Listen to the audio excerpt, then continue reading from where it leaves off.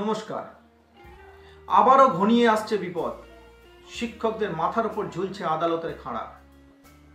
আজকে আমি যে বিষয় নিয়ে আলোচনা করতে চলেছি তা শুধু গ্রুপ সি, গ্রুপ ডি, নবম দশম বা একাদশ দ্বাদশের শিক্ষকদের কথা ভেবে নয়। আমি আপার প্রাইমারি তার সঙ্গে সঙ্গে প্রাথমিক শিক্ষকরাও এর মধ্যে জড়িত আছেন। তাই সকলে আজকের আলোচনা একটু শুনবেন বা সম্পূর্ণরূপে ভিডিওটি দেখবেন, তাহলে আপনাদের কাছে এই বিষয় সম্পর্কে অনেকটা কিন্তু ধারণা আপনারা পাবেন। আপনারা সকলেই জানেন যে গতকাল 2016 সালের প্যানেল বাতিল করা হয়েছে কোর্টের রায়। তার মধ্যে গ্রুপ সি, গ্রুপ ডি, নবম দশম, একাদশ দ্বাদশের শিক্ষক ও শিক্ষাকর্মী আছেন। তবে সবার যে চাকরি বাতিল হয়ে গেল বা সবার যে চাকরি চলে গেল এমন কিন্তু কথা নয়।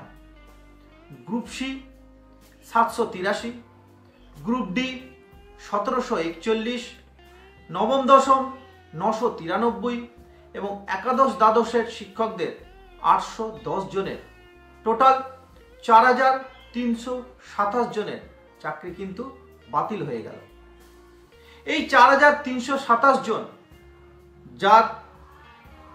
যারা দুর্নীতিগ্রস্ত ছিল তাদের চাকরি কিন্তু বাতিল গেল। তার সঙ্গে সঙ্গে এতদিন পর্যন্ত যত টাকা বেতন পেয়েছেন সেই সমস্ত টাকা 12% সুদের হারে ডিএম এর মাধ্যমে কিন্তু ফেরত দিতে হবে। এবার আসি আসল কথায়।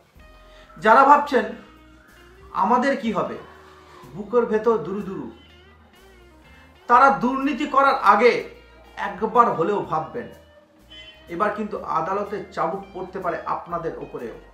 এমনকি শিক্ষক নিয়োগের প্যানেলও কিন্তু বাতিল হয়ে যেতে পারে। 2014 সালে টেটের উত্তরপত্র অর্থাৎ ওএমআর শিট বা তার ডিজিটাল ছাপ খুঁজে বার করতে না পারলে গোটা নিয়োগ প্রক্রিয়ায় কিন্তু বাতিল করে দেওয়ার হুঁশিয়ারি দিয়েছেন কলকাতা হাইকোর্টের বিচারপতি সেই রাজশেখর মান্থা। বিচারপতির নির্দেশ, এই নিয়োগের কোথায় কিভাবে দুর্নীতি হয়েছে তা আজকের মধ্যে সিবিআইকে বিস্তারিত রিপোর্ট জমা দিতে বলা হয়েছে।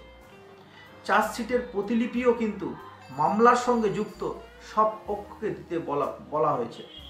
অর্থাৎ আদালত বলেছে সোমবারের রায়ের দিকে যদি নজর দেওয়া হয়, অর্থাৎ 2016 প্যানেলের কথা যদি চিন্তা করা হয়, এসএলএসটি এবং গ্রুপ সি, গ্রুপ ডির কথা যদি চিন্তা করা হয়, তাহলে প্রাথমিক শিক্ষক পর্ষদ যদি এখনও সঠিক পদক্ষেপ না গ্রহণ করেন তাহলে কিন্তু আইনজীবী বিকাশ রঞ্জন ভট্টাচার্য, দিব্যেন্দু চট্টোপাধ্যায়, সুদীপ্ত দাশগুপ্ত, ফিরদৌস শামীম মহাশয়ের সওয়ালে কিন্তু 32,000 শিক্ষকের প্যানেল বাতিলের মুখে কিন্তু পড়ে যাবে। এটা কিন্তু আমার কথা নয় বা আমি নিজের মন থেকে কিন্তু একথা বলছি না। এই খবর প্রকাশিত হয়েছে সংবাদ মাধ্যমে এবং আইনজীবীদের কথায় উঠে আসা তথ্য থেকে। তবে যারা দুর্নীতির সঙ্গে যুক্ত নন তাদের রাতের ঘুম চলে যাওয়ার পেছনে কোনো কারণ নেই।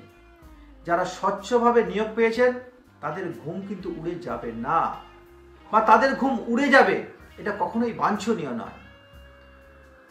প্রাথমিক শিক্ষা পর্ষদ ও এসএসসি বোর্ড এখনই সঠিক পদক্ষেপ গ্রহণ করুন এবং দুর্নীতিগ্রস্তদের চিহ্নিত না করতে পারলে শিক্ষা ব্যবস্থা কিন্তু একদমই ভেঙে পড়বে। তাই সকলে সচেতন হন। যারা প্রকৃত চাকরি পাওয়ার যোগ্য তাদের পাশে সকলে থাকুন। আশা করি বিষয় সম্পর্কে আপনাদের কিছুটা হলেও ধারণা দিতে পারলাম। সকলে ভালো থাকবেন। এই গরমে সকলে সুস্থ থাকবেন, সঙ্গে থাকবেন।